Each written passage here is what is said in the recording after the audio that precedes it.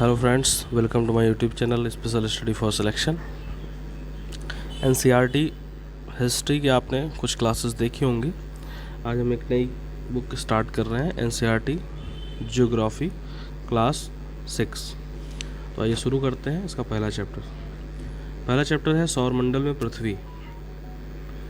तो इसका आप थोड़ा अंदाज़ा आप लगा सकते हैं कि सौरमंडल में पृथ्वी की वास्तु स्थिति और सौरमंडल में क्या क्या चीज़ें होती हैं उसके बारे में है। कि पूरे आकाश में बहुत सारे छोटे छोटे चमकदार वस्तुओं से भरा हुआ रहता है। ठीक है, कुछ चमकीले होते हैं, कुछ धुंधले होते हैं। तो ऐसा लगता है कि कुछ टिमटिमा रहे हैं। तो इस जो एक होता है उसमें जिसमें टिमटिमाहट नहीं होती, उसको कहते हैं चंद्रमा। अब चंद्रमा में क्या होता है कि जो पूर्ण चंद्र को लगभग एक महीने में एक बार जब देखते हैं तो उसको पूर्णिमा कहते हैं। पूर्ण चंद्र वाली रात यानी पूर्णिमा। 15 दिन के बाद जब इसे आप देख नहीं सकते तो यह नए चंद्रमा की रात यानी अमावस्या होती है। अगर आसमान में बादल नहीं है तो आप इन सब चीज़ों का अवलोकन अच्छी तरह से कर सकते हैं। सूर्य, चंद्रमा एवं वे सभी वस्तुएं जो रात के समय आसमान में चमकती हैं खगोलीय पिंड कहलाती हैं। ठीक है, तो खगोलीय पिंड क्या होता है ये भी कंफर्म हो गया। और हम दिन के समय चंद्रमा में तथा इन सभी छोटी चमकीली वस्तुओं को इसलिए नहीं देख पाते क्योंकि सूर्य का प्रकाश ज़्यादा तेज होता है, जिसके कारण रात के समय तो वो दिखाई पड़ते हैं लेकिन दिन में वो नहीं दिखाई पड़ती हैं। अब जो कुछ खगोलीय पिंड होते हैं वो बड़े आकार वाले होते हैं, गर्म होते हैं और गैसों के बने होते हैं। इनके पास उनका अपना ऊष्मा प्रकाश होता है, तो वे बहुत बड़ी मात्रा में उत्सर्जित करते हैं जो ऊष्मा होती है। तो इन्हें बोलते हैं तारा। तो तारा के अब जनरल डेफिनेशन क्या हुई कि उनके पास उनका अपना जो है ऊष्मा प्रकाश होता है, वो जो है अत्यधिक गर्म होते हैं, बड़े आकार के होते हैं। फिर नेक्स्ट है कि अब रात के समय मतलब अनगिनत तारे होते हैं। रात्रि के समय आसमान की ओर देखते समय आप तारों को विभिन्न समूहों में देखते हैं। इन समूहों को बोलते हैं नक्षत्र मंडल। ये इम्पोर्टेंट है। आरसा मेजर यानी बिग बियर इसी प्रकार के एक नक्षत्र मंडल है।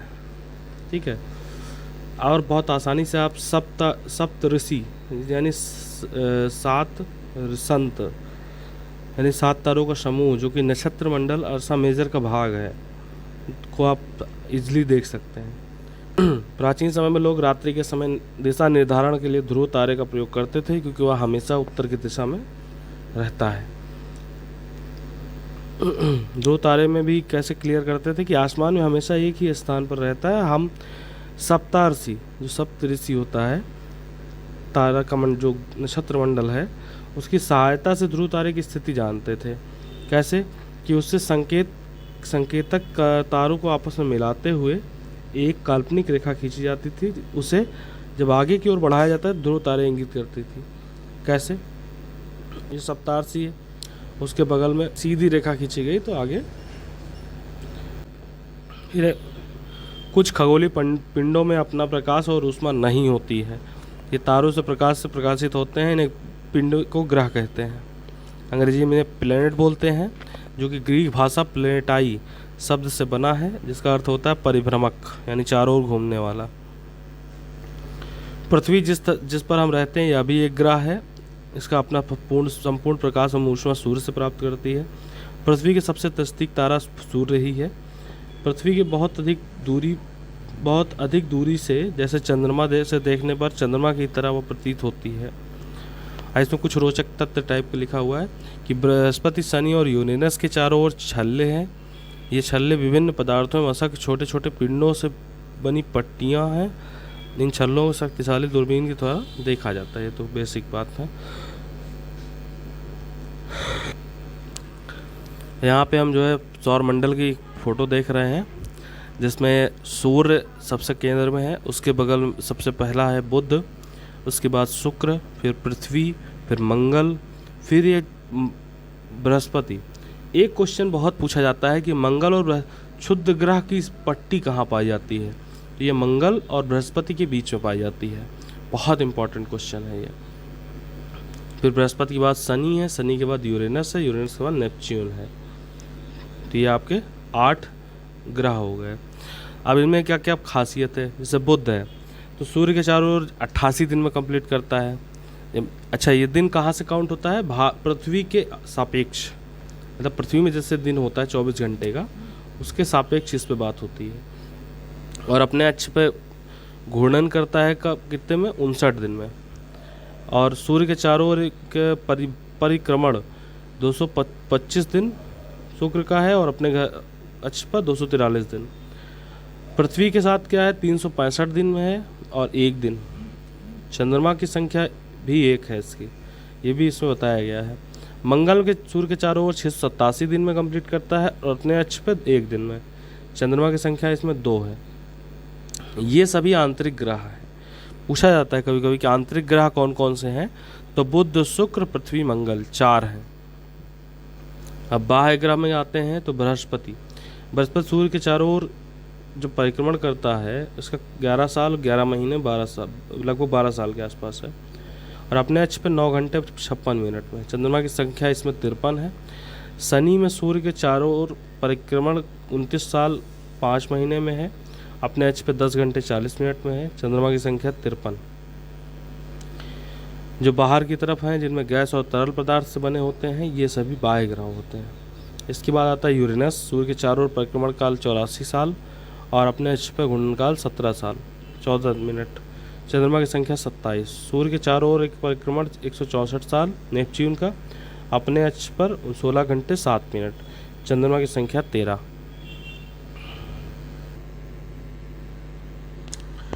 अब क्या आप जानते हैं पॉइंट है कि पौराणिक रोमन कहानियों में सोल यानी सूर्य देवता को कहा जाता था सोल। तो सौर शब्द जो है सूर्य से संबंधित है और सूर्य का परिवार यानी सौरमंडल कहा जाता है। अब यहाँ पे आते हैं सौरमंडल। सूर्य, 8 ग्रह, उपग्रह एवं कुछ अन्य खगोलीय पिंड जैसे क्षुद्र ग्रह, उल्का पिंड, ये सभी सौरमंडल का निर्माण करते हैं। इन्हें सौर परिवार नाम देते हैं, जिसका मुखिया सूर्य है। अब सूर्य क्या है? सौरमंडल के केंद्र में स्थित है सूर्य।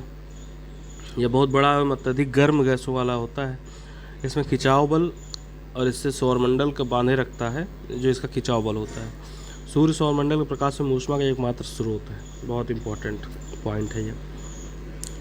लेकिन हम इसकी अत्यधिक तेज ऊष्मा को महसूस नहीं करते, क्योंकि सबसे नज़दीक तारा होने के बावजूद हम इससे बहुत दूर हैं, लगभग 15 करोड़ किलोमीटर। ग्रह, अब ग्रह में कौन कौन से आते हैं? 8 होते हैं, अभी हमने पीछे पढ़ा। बुध, शुक्र, पृथ्वी, मंगल, बृहस्पति, शनि, यूरेनस, नेपच्यून।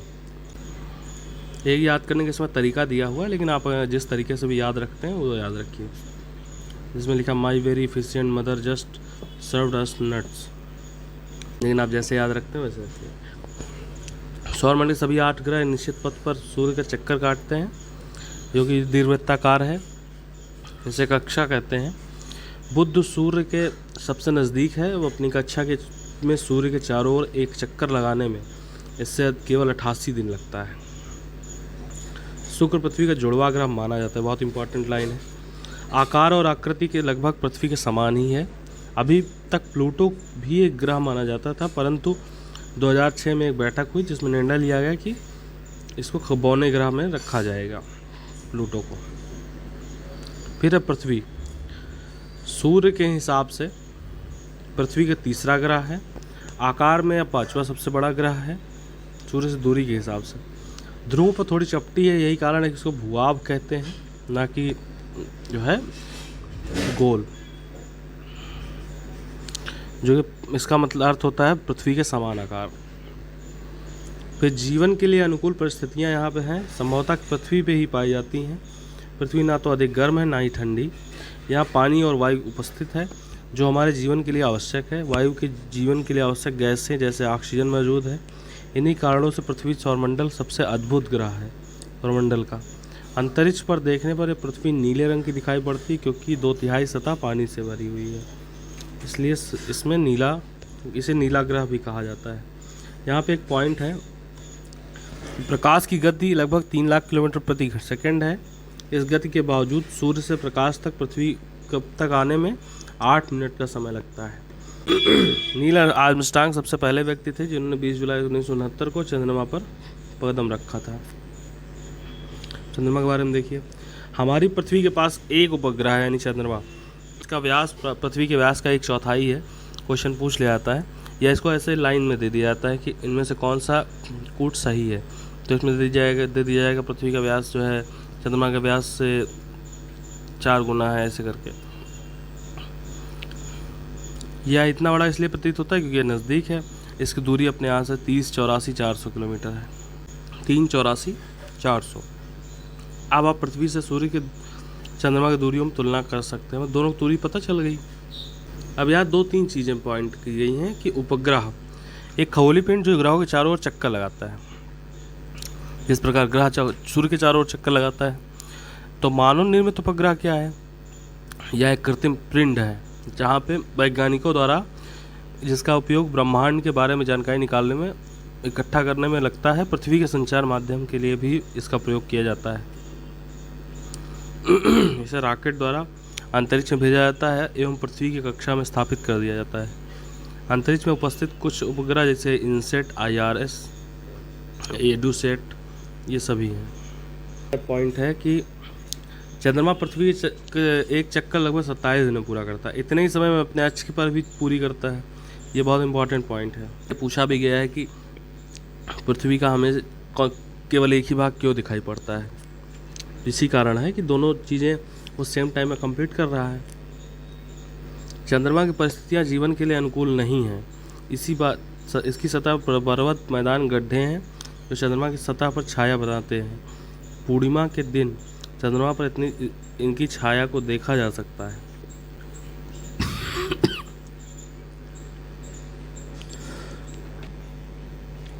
क्षुद्र ग्रह तारों, ग्रहों एवं उपग्रहों के अतिरिक्त अन्य छोटे पिंड पाए जाते हैं जो सूर्य के चारों ओर चक्कर लगाते हैं। इन्हें क्षुद्र ग्रह कहते हैं। बहुत इंपॉर्टेंट लाइन, क्षुद्र ग्रह की पट्टी किन किन ग्रहों के बीच में पाई जाती है? मंगल और बृहस्पति के बीच में। वैज्ञानिकों के अनुसार क्षुद्र ग्रह के ही भाग होते हैं जो कि बहुत पहले विस्फोट के कारण अलग हो गए। अब नेक्स्ट है उल्का पिंड। सूर्य के चारों ओर चक्कर लगाने वाले पत्थरों को, छोटे छोटे टुकड़ों को उल्का पिंड कहते हैं। कभी कभी एक उल्का पिंड इतने नज़दीक आ जाते हैं पृथ्वी के कि ये पृथ्वी की तरफ गिरने लगते हैं।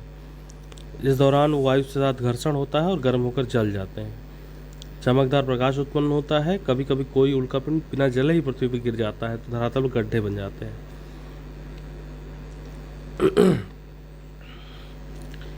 एक ओर से दूसरी ओर तक फैली सब चौड़ी और सफ़ेद पट्टी दिखाई पड़ती है आकाश में, तो इन्हें लाखों तारों का समूह कहते हैं। इस पट्टी आकाशगंगा यानी मिल्की वे कहलाती है। हमारा सौरमंडल इस आकाशगंगा का एक भाग है। प्राचीन भारत में कल्पना थी कि आकाश में प्रकाश की बहती एक नदी से की गई थी। इस प्रकार से इसका नाम आकाशगंगा पड़ा। आकाशगंगा करोड़ों तारों, बादलों एवं गैसों की एक प्रणाली है। इस प्रकार की लाखों आकाशगंगाएं ब्रह्मांड में उपस्थित है, जिनकी विशालता की कल्पना करना हमारे लिए बहुत कठिन है, लेकिन इस ब्रह्मांड का हिस्सा हम भी हैं। आगे पॉइंट, तो यहाँ से ये चैप्टर ख़त्म होता है।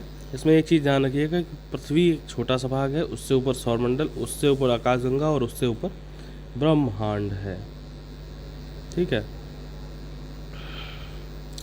तो अब जो चैप्टर हमने पढ़ाया है इससे रिलेटेड जितने भी इसमें क्वेश्चन है वो आप अच्छे से कर सकते हैं। ग्रह और तारे में अंतर क्या है? ग्रह सूर्य के चारों ओर चक्कर लगाने वाले होते हैं, उनका अपना कोई प्रकाश नहीं होता, वो तारों से ही प्रकाश लेते हैं। तारे वो होते हैं जिनका अपने ऊर्जा में प्रकाश होता है, ये अपने आप में गर्म होते हैं। सौरमंडल से आपका समझते हैं, सूर्य और उनके 8 ग्रह, क्षुद्र ग्रह, उल्का पिंड, ये सभी मिलके सौरमंडल बनते हैं। सूर्य से उनकी दूरी के अनुसार सभी ग्रहों के नाम लिखिए। बुध, शुक्र, पृथ्वी, मंगल, बृहस्पति, शनि, यूरेनस, नेपच्यून, ये क्रम हो गया। फिर पृथ्वी का अद्भुत ग्रह क्यों कहा जाता है? क्योंकि यहाँ पे जीवन पाया जाता है। यहाँ इसका जो वायुमंडल है वो अलग प्रकार का बना हुआ है। यहाँ पे जीवन की जो ज़रूरत की जो गैसें हैं वो वायुमंडल पाई जाती हैं। फिर आगे है कि हम हमेशा चंद्रमा का एक ही भाग क्यों देख पाते हैं? क्योंकि वो दोनों अपनी धुरी पर भी 27 दिन में चक्कर वो करता है, पूरा घूम जाता है और 27 दिन में ही वो पृथ्वी का पूरा चारों ओर चक्कर लगाता है, इसलिए उसका एक ही भाग दिखाई पड़ता है। ब्रह्मांड क्या है? बहुत सारी आकाशगंगाओं के समूह है, जिसमें सौरमंडल भी एक, हमारा सौरमंडल भी उसका एक भाग है, तो उसे ब्रह्मांड कहते हैं। किस ग्रह को पृथ्वी का जुड़वा ग्रह कहते हैं? शुक्र। सूर्य से तीसरा सबसे नज़दीक ग्रह कौन सा है? तो बुध, शुक्र, पृथ्वी, तीसरा नंबर पृथ्वी है। फिर है सूर्य के ग्रह के चारों ओर किस प्रकार का चक्कर लगाते हैं? तो ये आपको पता है, दीर्घवृत्ताकार। ध्रुव तारे से किस दिशा ज्ञान होता है? उत्तर का। क्षुद्र ग्रह किन कक्षाओं के बीच पाया जाता है? मंगल और बृहस्पति। तो यहाँ से ये चैप्टर खत्म होता है। धन्यवाद।